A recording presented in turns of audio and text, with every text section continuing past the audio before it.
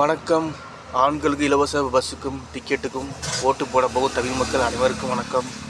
இப்போ என்ன நான் சொல்ல வரேன்னா, அதிமுக திமுக இன்னும் மாறவே இல்லை, திருந்தவே இல்லை. அதே இலவசம் 1000 ரூபா கொடுத்தா 2000 கொடுக்கறது, இலவசத்தை கொடுத்து விலைவாசியை ஏற்றி பஸ்ஸை வராமல் பண்ணி 1 மணி நேரம் 1.5 மணி நேரம் பஸ் ஸ்டாண்டில் நின்று வெயிலில் நின்று அதே இடத்துல செத்து மயங்கி நாசமாக போகணும். அதை திமுக அதிமுக பார்த்து சொல்கிறது இதான் உண்மை. தமிழ்நாட்டு மக்கள் அழிஞ்சு ஒழிஞ்சு நாசமாக போனால் அதிமுக திமுகவுக்கும் அவ்வளோ சந்தோஷம், அவ்வளவு சந்தோஷம். ஜனத்தொகை குறைஞ்சிடும்.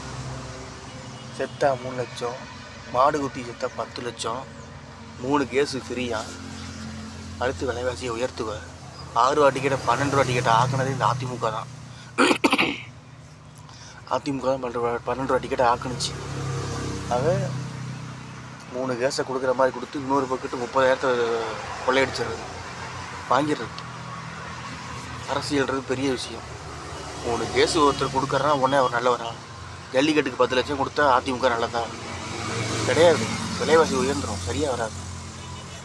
ஜல்லிக்கட்டில் குத்தி செத்தா 10 லட்சம். அப்போ ஜல்லிக்கட்டுக்கு போகிற வீரர்கள் போயிட்டு நினச்சிக்கிட்டே போவாங்க.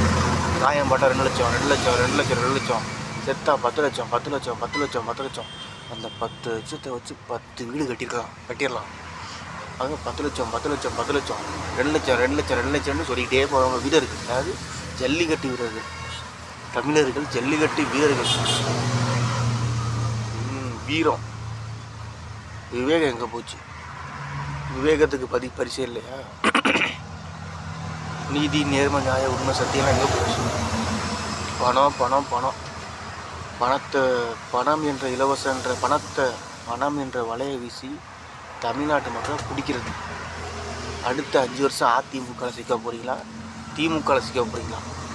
2 பேர்கிட்ட யார்கிட்ட மிதி வாங்க போகிறீங்க? முடிவு பண்ணிக்கோங்க.